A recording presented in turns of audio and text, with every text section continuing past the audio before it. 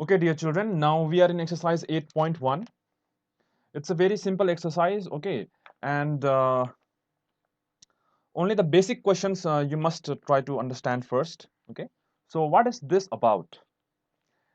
Actually, this chapter, this unitary method and average, it is very simple chapter, okay. So in unitary method, what we actually do is that uh, we have to find a price, okay. We have to find a price or any quantity of a unit first, okay. And then if we find the price of one quantity, then we can obviously find the price of say 10 or 20 commodities or quantities. Let us just say that one pen costs rupees 10. Don't you think it will be easy for us to find the price of 5 pens, isn't it? So here what you will do, you will multiply the price of one pen with the number of pens that you will purchase into 5, so it will be 50. So if we know the value of one item or any kind of commodity or whatever the quantity or the value, it will be easy for us to calculate the value of the given numbers. So this unitary method is about the same, okay. So let us just see here the first question. uh, Two tourist buses can carry 105 people from Dehradun to Mussoorie in one trip. So there are two buses which can carry 105 people from Dehradun to Mussoorie, okay, in one trip. So the question is, how many such trips are required to transport 35,280 people? It's very simple. These are the given figures, okay. Number of tourists in one trip, that is 105, okay, and the total number of tourists is 35,280. What you will do, very simple. You just divide the total number of tourists by the number of tourists in one trip, okay. So you will get your answer. Number of trips required will be 336, okay.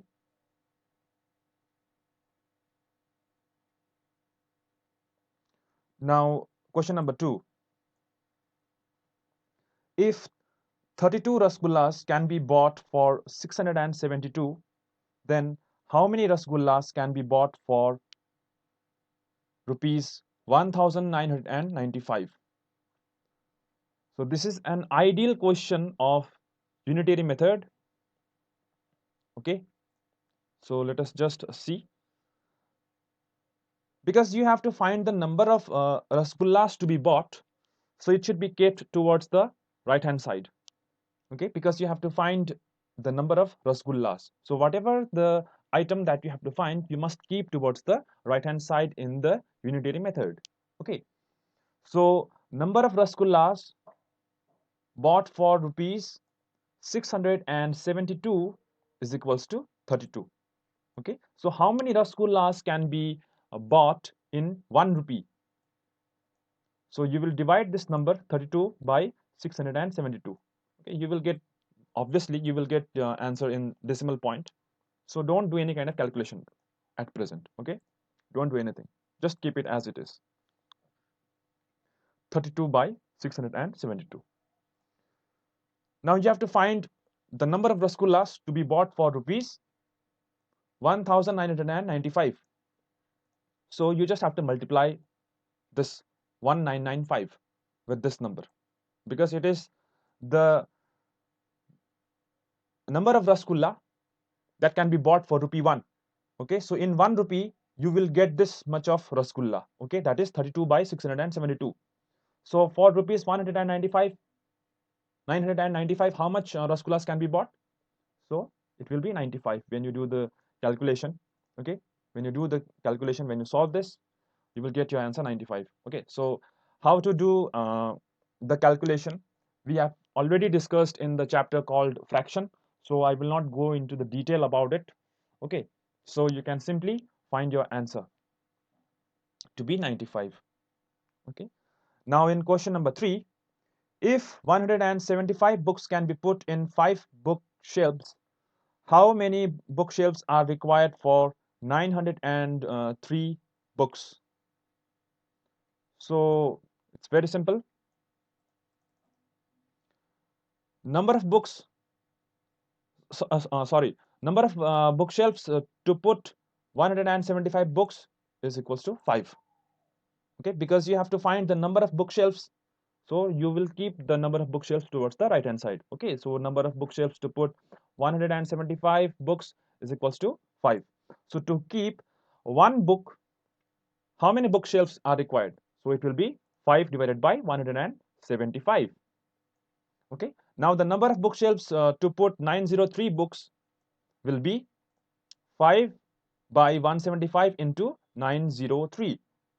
Okay, and when you do the calculation, it will come 25.8. So you can round off to the nearest decimal point, it will be 26. Okay, so this question number 2 and question number 3, they are similar to each other. It is just the carbon copy of each other. Okay,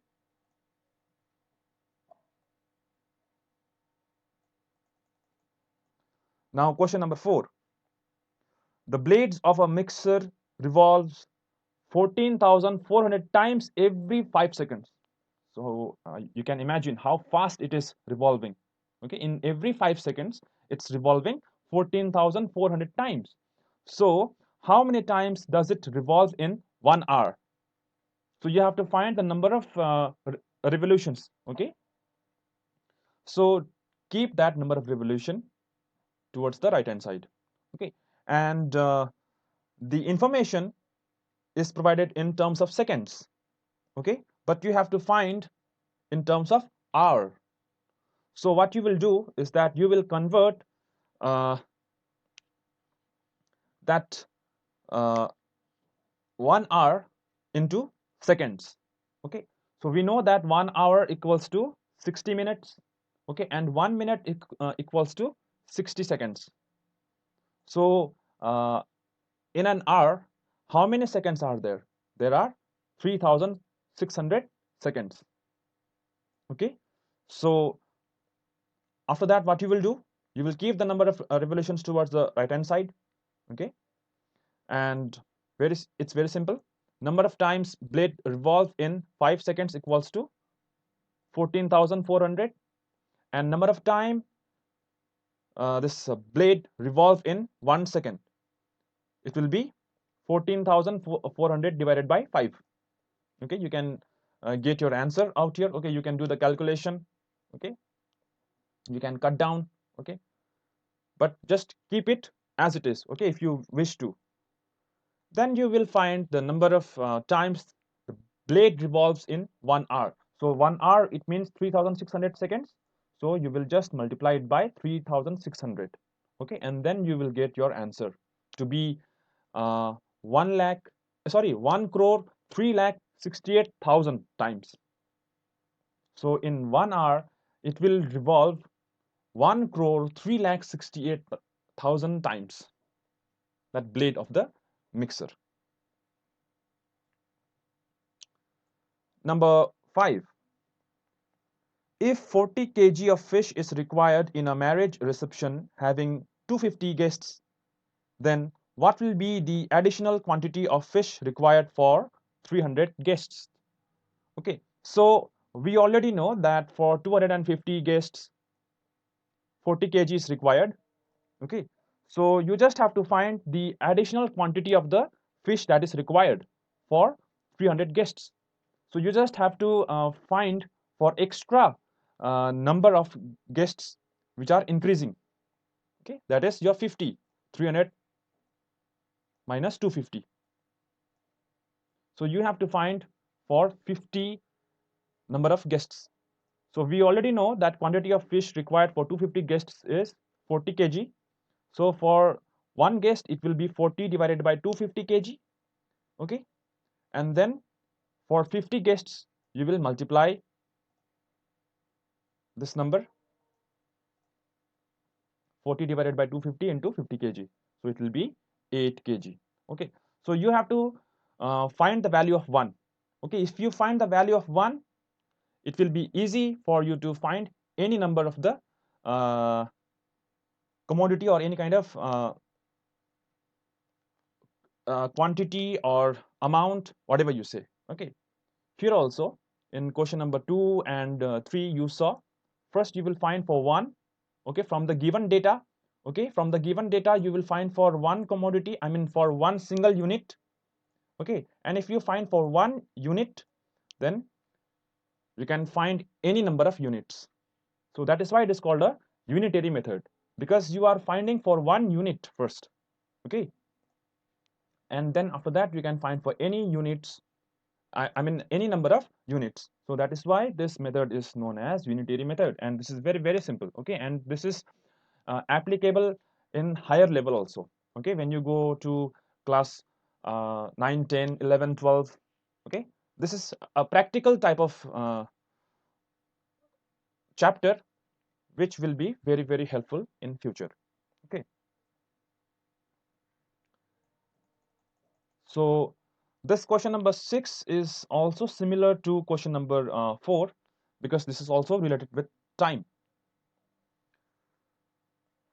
So if 6 loaders can move 3,600 boxes in a warehouse in 1 hour, then how many loaders would be required to move 3,600 boxes in 45 minutes? So now here at this point of time, you need to understand the situation.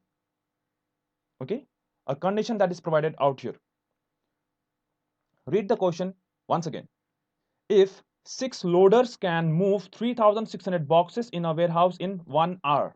Okay, so this is your first part of the question. Okay, and now the second part of the question is, how many loaders will be required to move 3,600 boxes in 45 minutes? So the first part is about 1 hour, and the second part is about 45 minutes.